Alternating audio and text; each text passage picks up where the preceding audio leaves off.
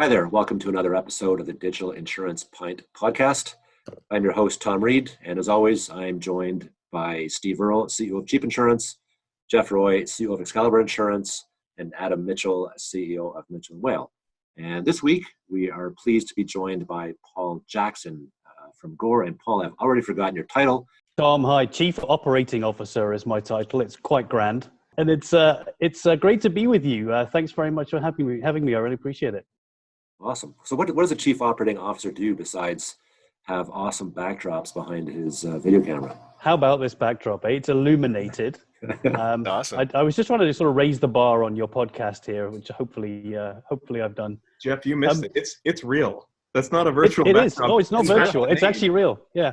Can you touch it and prove that it's real? We want to see it. Hold on. Yeah, Hold on. There you go. Look at that. Hey, look at that. First real backdrop in dip history here. And so we've gone through just a tremendous reorganization of our business this year. We have a new CEO. I'm new as COO. We have a new Chief Financial Officer, Lindsay. She was promoted this year. We've got new VPs all across the business. So it's just a real huge transformation of our business, which sets us up for the next part of our journey, which hopefully I'll tell you about a bit later.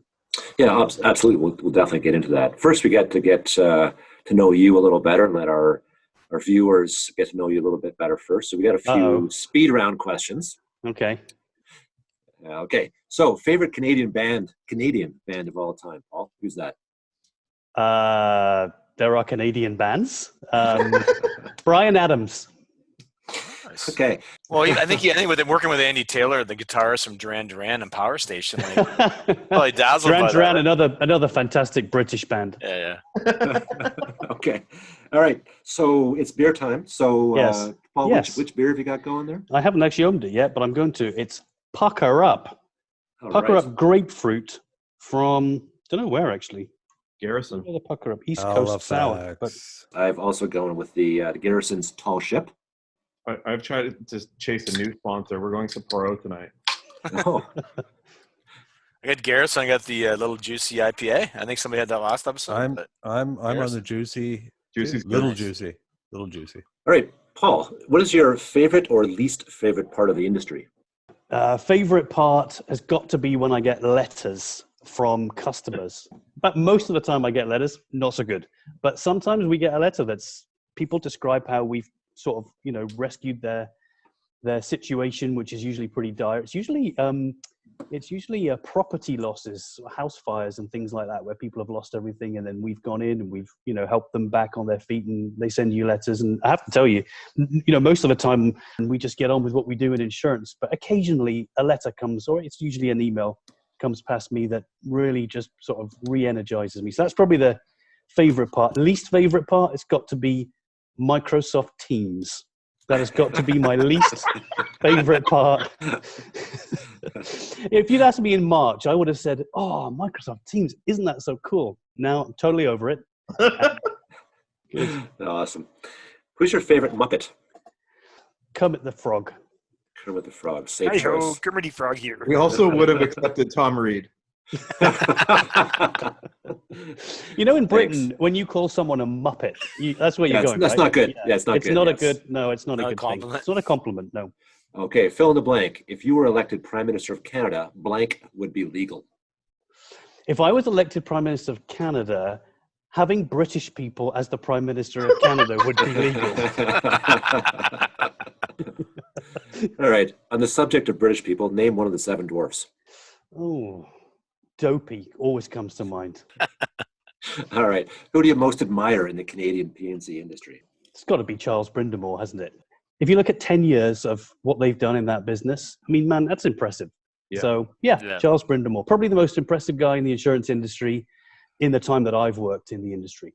Yeah, good call. He Good call. did turn us down for this podcast, by the way. So. Case in point. He's 5 years ahead. He already knows where we're going. Wrapping up the speed round, if you were given an all expenses paid trip to Sarnia, would you take it? I have been given an all expenses paid trip to Sarnia on several occasions, and there's a beautiful highway. And in the winter, it's just all white and it's snow, and it's actually a beautiful place. So I have been, and yes, I would. All right, awesome. Okay, let's get into the serious part of the conversation here. So, Paul, you alluded earlier to some significant strategic changes, some significant investments. You guys are making changes to the senior management team. What's the point of all that? What's the goal that you guys are heading towards?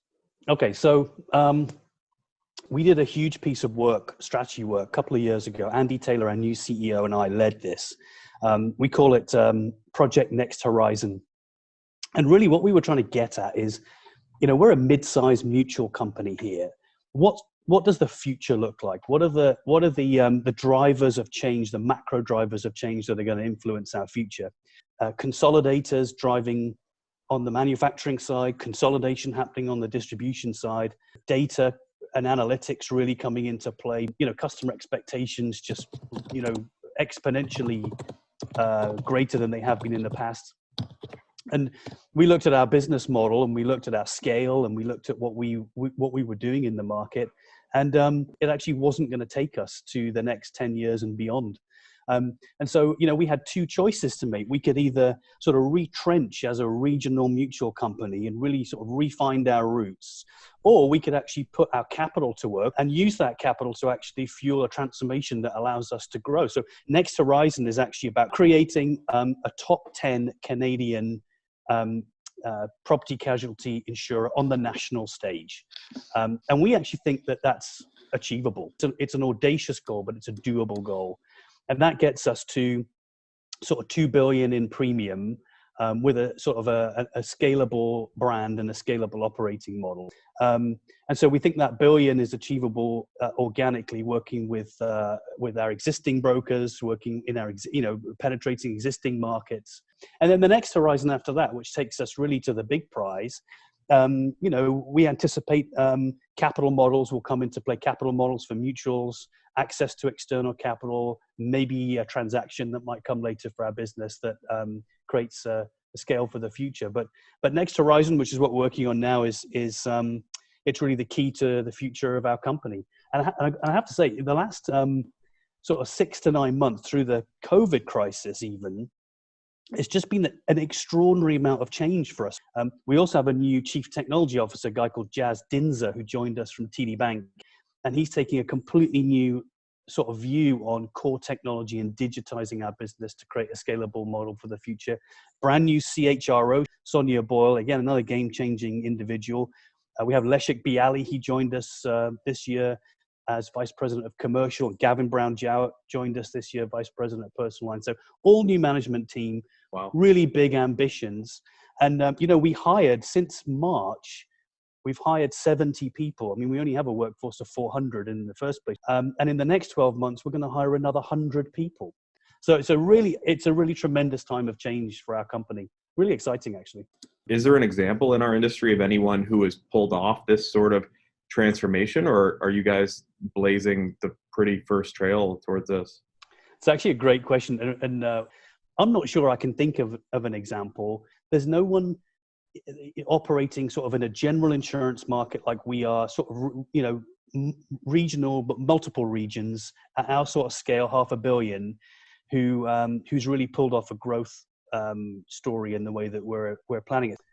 But no, I feel like we are, what do you call it? Blazing a trail? Is that right? Yeah. There's a couple, I mean, I would agree, not to this sort of scale or order of magnitude for the goal set, but economical over the period of years is growing quite a bit. And now they have some other ambitious goals to go ahead. Intact over a longer time period was once a very small company, went to a lot of M&As and operational excellence. You guys were taking a very modern approach in tech. I guess the difference for us, Adam, is that we're a mutual. So, we have to capitalize our own growth. There are models, taking the US, for example, Liberty Mutual is a gigantic company and does benefit from different sorts of capital structures that allows it to actually access external capital. There isn't a model in Canada today that allows us to actually, access the capital markets or private investors to grow a business. And that's something we're going to look at, because if we create a brand here and an operating model that's attractive from a return standpoint, then then we could be onto something in terms of scaling our business. I think it's incredible with the next horizon that 181-year-old mutual, one of the oldest mutuals or the oldest mutual in Canada, is able to reinvent itself in such a dramatic way. And I really admire that you're purpose driven. Do you think you'll be able to continue to attract the top talent? Candidly, it's been tough for us to compete for talent because, if you've got people who are sort of highly sought after, technologists, front-end developers, marketers, actuaries, commercial underwriters, a lot of these people are attracted to the bigger brands, where there's a value proposition for employees, which is sort of beyond what you might expect at a company like ours. But we made some good progress on that. You're right. We have attracted some talent. And what we're really finding now is that talent attracts talent. And so the new people that have joined us this year come with networks of colleagues and people they've worked with before that have never heard of Gore Mutual. But they say, hey, well, if you've gone there must be a reason. So tell me about it. But it's going to be increasingly, it's still a tough road for us because I said we've got 100 people we're hiring next year, and a lot of these roles are sort of specialist roles where people are, at high performing companies today, and we're looking to attract them to join us. It's not an easy thing to do, but yeah, we're actually making some great progress. What was the timeline for being 2 billion? So Next Horizon is a 10-year timeline. 10 years. Okay. Yeah. So in 10 years, going from $500 million now to 2 billion, clearly you're going to have to make some new appointments and do some expansions. Yeah. What about territorial expansions? I mean, beyond new appointments within the territories you're at now, offering good overrides for RSA books during the next 6 months. What about territory? And being from the East, obviously, I want to know about your presence down here. We like what Gore has to offer. We like what you're doing digitally. Can we see more of it? Yeah, well, the answer to that, Steve, is a resounding yes. We're not going to get to where we need to be without being a national company, having a national footprint. But excluding Quebec, our view is to be a national footprint. Most of the brokers that we do business with, we have room to grow. And so the opportunity for us to strengthen our position within existing brokers to actually produce significant premium growth that's our first priority. The second priority that you'll start to see from us probably in 2022 is that we definitely want to start to strengthen our position in Eastern Canada and Alberta and the prairies, where we are, frankly non-existent in some of those markets, but very, very small. And we think there's tons of opportunity to do that, particularly and somebody mentioned this earlier, particularly as you see consolidation in some of the large carriers. Naturally brokers say, look, I want to make sure I'm managing concentration. I want to make sure that I've got access to capacity, access to market, access to different products. That creates opportunities for companies like us to step in. So I want to make sure that our timing is right. But the answer is yes, definitely. You will find Gore Mutual, probably starting 2022. You will find Gore Mutual in Eastern Canada and Alberta for sure as a starting point. You mentioned your affinity or your respect for Brindamour. Intact's originating name was what? The Halifax Insurance Company. I just want to throw that out there. Thanks, Paul. There was also Western Union, by the way, just so you know. It wasn't just the Halifax. Speaking as a Calgary boy. Now the spotlight's on me. Let's talk about something I'm interested in.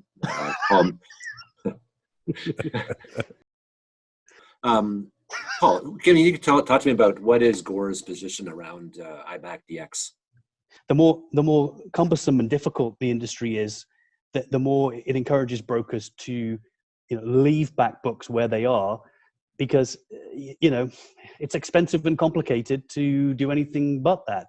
And that's not in our interest. It's in our interest for brokers to say, okay, let's take a look at where these customers are and is there a better solution out there? And we want to be, part of that better solution. So anyway, if you can put some energy and discipline and sort of, cohesion around this and get people at the table, get the right participants at the table sort of talking, then we will support 100%.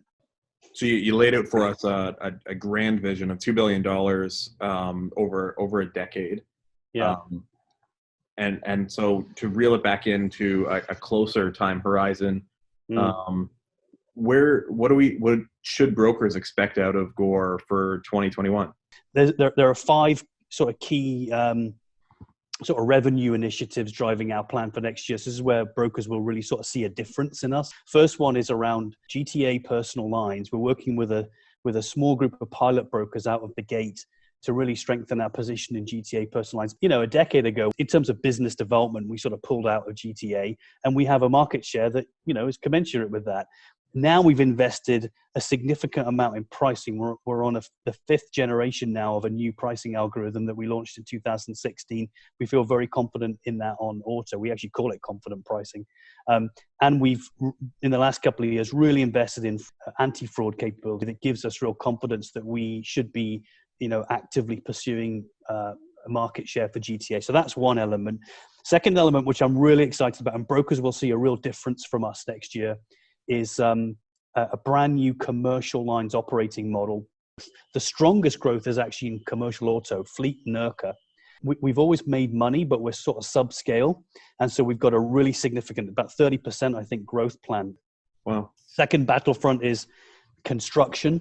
And this is an area where, again, we know that we are profitable and we're competitive, and we think we're underpenetrated. Third battlefront is in manufacturing, another area where we feel that we can win. So that's not to say we're not going to write other classes of commercial business. We continue to do that, and we do that every day. But I think brokers will see much more discipline and focus from us, and better responsiveness actually in commercial. So that's the second thing. Third thing is we are very, very excited to do deals with brokers in 2021. 2021, we are deal hungry. So we're looking for, against the commercial battlefronts, personal lines, mix, whatever's out there that we think we can win on. We are really anxious to do deals with brokers. So that's the third thing. Fourth one is, again, Ontario, focus on personal property, sophisticated pricing. So I said we were on generation 5 on our auto product. We just literally, I think it was last week, we launched Gen 1 of our personal property product. And I know we're like way, way behind the curve here, but the new algorithm is based around personal credit score. So first time for us. And we are going to get some grumpy brokers, I think, because it's going to cause a bit of... happens. Yeah, I know. You already read my email I sent already last week? Just to FYI, you can credit score auto in Nova Scotia. It's one of the only jurisdictions, if not the only jurisdiction, where you can do it in Alberta too. Yeah. Anything you can do, we can do better. Anything we can do, you can do later. Where was I? And behind number 5 is straight through processing. Oh, this is 2021. Yes, that's what I said. The most ambitious plan ever. Guidewire live for personal auto in June and personal property in September. And we're also launching something, I'm not sure it's going to be called this, but we're sort of describing it as the Link Center, because Lynx, Lynx, super cool name. The Link Center will be live to support personal property next year as well. So it's a really more responsive operating model and straight through processing. Well, I want to go back to when I heard deals. Who's that going to be with, that growth? Are you going to start chasing alphabet houses, national aggregators? Like, what's going to define your growth insofar as who you're going to grow with, and what do those brokers look like? Great question. I suppose sort of logically, brokers that carry significant volume where we have a low market share, great opportunity there for us. Because, the sort of growth that we're talking about is not growth that's going to attract the attention of our competitors. Obviously when you're growing, you're eating somebody's lunch, but it's not of a scale that's going to sort of upset the market. It's the sort of growth that large regional and national brokers are capable of supporting a company like us to achieve. while maintaining balance in their portfolio. So clearly that's a focus area for us. We're also really interested in talking to digitally minded brokers, really digitally minded brokers who are actually focusing on investing their own dollars into their own business, particularly when we get through this guidewire thing. Sort of back to Jeff's question, why would you do the guidewire thing? Because we're dead in the water in having really meaningful discussions on digitizing the customer experience with brokers like you if we're on sort of crappy old systems. What's Gore's split commercial lines to personal lines right now? 30-70 probably now, yeah. And throughout that plan, are you going to change that volume a little bit? For the longest time, we were heavily dependent on personal auto Ontario. We're really shifting that balance now. And through this plan period, we'll move to more of a 50-50. In 2021, we'll be pretty much 50-50 personal auto, personal property. And that's been a long sort of standing objective for us. And I expect us to see more balance as we go forward, because that was a real focus on those battlefronts in commercial that I was talking about earlier. So you've given us a pretty good vision of where you guys are headed with some really ambitious goals. Where do you see the broker of the future going? And maybe it's a good time for an update on the insurance store as well. There seems to be no sort of let up in the consolidation of brokers. No. There's also a demographics thing that continues to change, right? A lot of people who are realizing the asset they've spent decades building, totally, legitimate thing to do.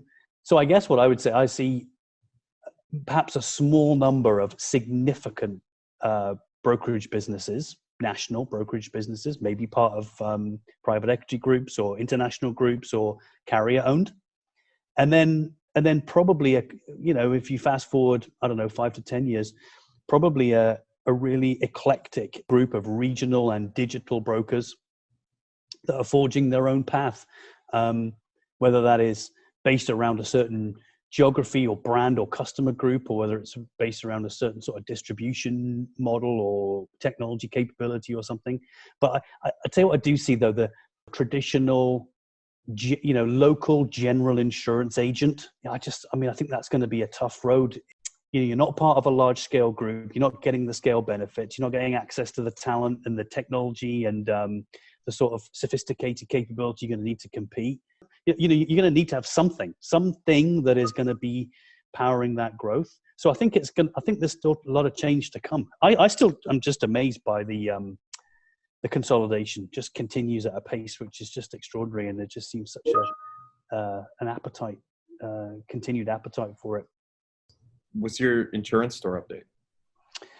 Yeah, insurance store. So we've always been pretty open about this. We wholly own a network of brokers that we've acquired over the years. We're actually consolidating all of those businesses together to create one single brokerage and rebranding it as Insurance Store, and that will be a combination of a sort of a bricks and mortar type proposition with also a digital front end, which we're investing in. And I think we have I'd say fairly modest growth objectives for that. The one thing that we are very interested in and open to are ideas about how we might partner with other brokers to fuel the future of that business. It being a subsidiary of the insurance company, there are lots of capital options for that business in terms of strategic partnerships or whether they're sort of technology partnerships, or we'd even be open to, we're open to any sort of transaction with that business in the future. And the reason I'm sort of open about that when I talk to people is because I'm sort of interested in approaches. If there are brokers out there that say, well, there's something about my business that might be a great fit synergy for your business, we're certainly open to that. And you're going to use it to test some of your ideas, and basically a testing partner where you could try some different things. Obviously, Guidewire, hoping to get Guidewire going to do that, right?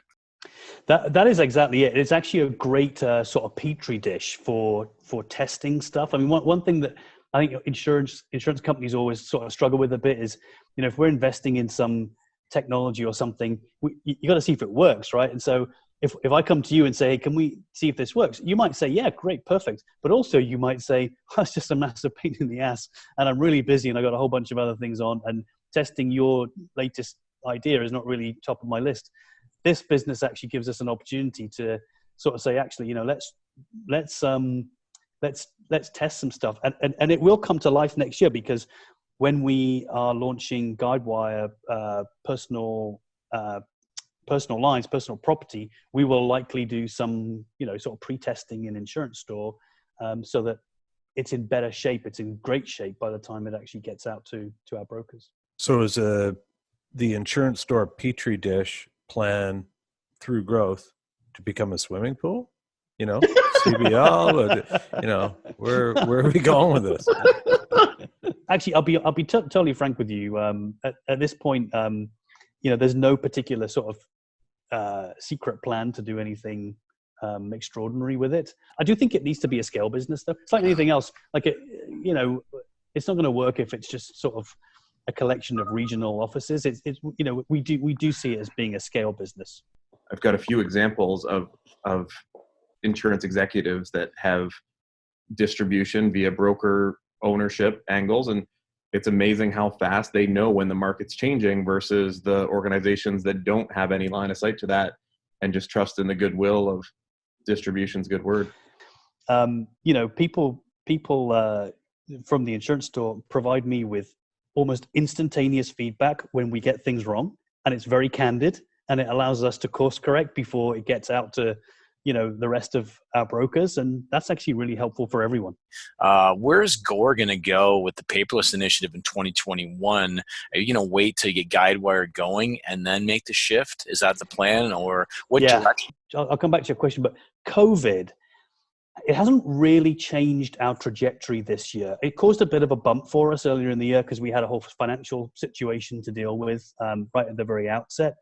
But I think one of the legacies of COVID is going to be much more impatience from customers for sort of crappy customer experience, because so much was so quickly improved because it had to be. So we are totally committed to getting ourselves to a point where we're at least at the benchmark of customer expectations. And frankly, paperless is a key part of that. Of course, there's also a significant business case there for us around the cost of not just paper, but postage. Beyond paperless, give me two other things that the industry could do that would really benefit the public perception of insurance. We have an opportunity to leave a really positive legacy in, when we look back on how we behaved during the pandemic. One of the things that we did right out of the gate in, I think it was April, we literally wrote a check to all of our personal auto customers and gave some premium back. And, it's a combination of, the right thing to do and also being seen as doing the right thing. And then we subsequently, through our foundation gave, $2 million to support, COVID relief efforts. And I think, again, we're now looking at working with the industry wherever we can to support customers to ensure that insurance is available. And, it needs to be adequately priced, but we also need to have an eye on, making sure that we are supporting wherever we can our customers to get through this difficult time. And I think that will have a lasting effect, positive or negative, depending on how industry and carriers and brokers actually play it. It will have a legacy in terms of the reputation for our industry. Sorry, before your question, man, I want to give a little kudos of a nice move, and that was appreciated, the way that Gore handled that. That was nice from a broker perspective, and it was nice on behalf of our clients. So you showed good leadership and judgment in executing that quickly, I think. Did you get relief without endorsement? Yes. Oh, that's beauty. Yeah, that's good. It's been really, that was awesome for us. We really appreciated that. Hey, quick question. We're getting close to wrapping up here, Paul. Yeah. But one of the things, Gore was one of the first, maybe the first company that actually said, hey, we're going to map out the claims adjuster's notes so brokers know what the heck's going on in the claim file. Yeah. Now, going forward with Guidewire and all your changes, what's the plan about building a new claims experience and ecosystem? Is that something in 2022? Do you have any plans next year to do that? So next year, no, because next year is all about core Guidewire, just getting that in. But on top of Guidewire, there's this thing they call the innovation layer. And our claims people are super excited about the opportunities to start really leveraging API to build in exciting tools that both brokers and customers can access in claims. So we have all sorts of things planned around that. And I think for us, we see that as being the one place where we can really differentiate the customer experience. In the broker connectivity world, funny, we were just talking about this. We actually don't want to do anything radical or crazy or out there. We don't want to come to some of these committees and say, "Hey guys, here's something you've never heard of and nobody else is doing, but it's super cool and we're doing it," because you're going to say that is not the point of this exercise. Whereas in claims, when it's specifically for customer and even broker interactions, that's where we really feel like we can do something stand out, sort of unique and reflects our brand. So I'd say watch this space, Jeff, for 2022. Cool. So Awesome.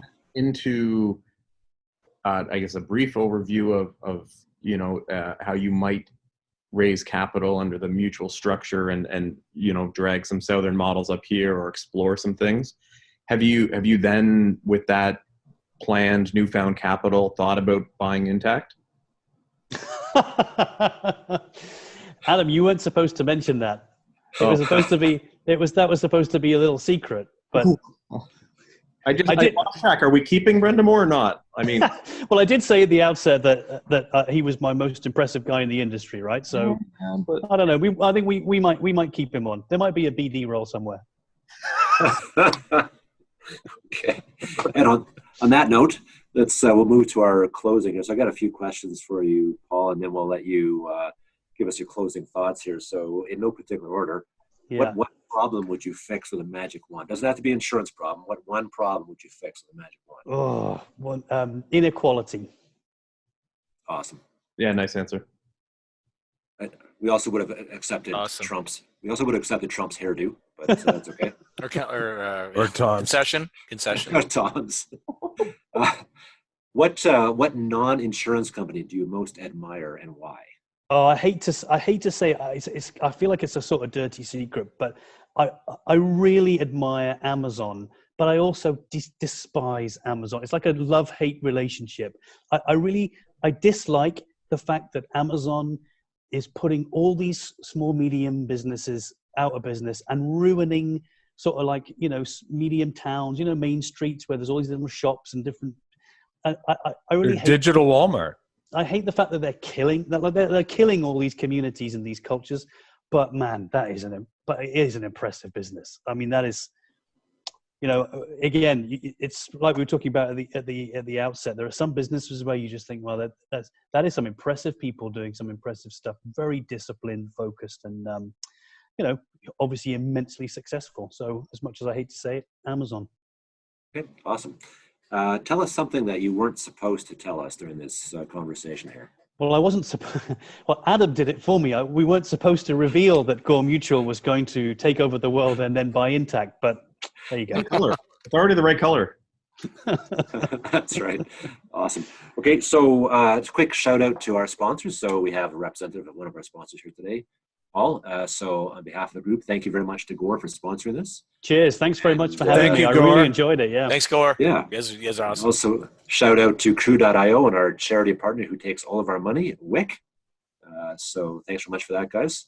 And cheers to everybody. So cheers, guys. And Cheers. Paul, Cheers. let's let you wrap up this episode here. Give us your closing thoughts. Okay. Well, first of all, I just want to say thanks for having me. I really enjoyed it.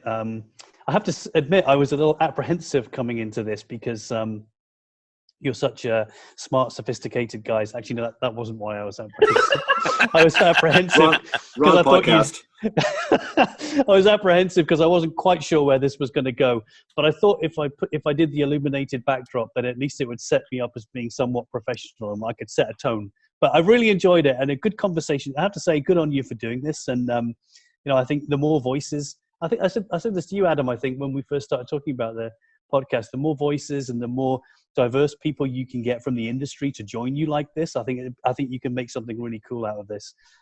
My parting shot would be just talking to your audience, which I think would be mostly brokers. Is as always, and I always say this, thank you sincerely for supporting us. I realize that you don't have to. I always say that to brokers. I know you don't have to support us. You can do whatever you want. And so I appreciate the fact that you do. And I hope that you sort of find our vision for the next little while compelling. One thing that is really special about us is that we are a Canadian company. The decisions are made right here. They're made by me, by Andy and our executive team, by Laurie Bader, etc. We make the decisions. We work on a much smaller canvas than some of our competitors, but we're agile and we're responsive, and we are all about working with brokers. And so, if you find our story compelling, then I would welcome you to support our ambitious growth targets. But thanks for having me, guys. I really appreciate it. Thank you. Thanks, Paul. Thank you very Thanks, much, Paul. Paul. Good to see you again, Paul. What do you guys think? The guy just kind of oozes charisma, right? Like you feel like he could sell you a toilet brush and you'd be happy and thankful that you bought this thing. It's like he's just got that. The illuminated background is a perfect piece. Like it's That's awesome. Together, and he's open and down to earth, and you could just keep going.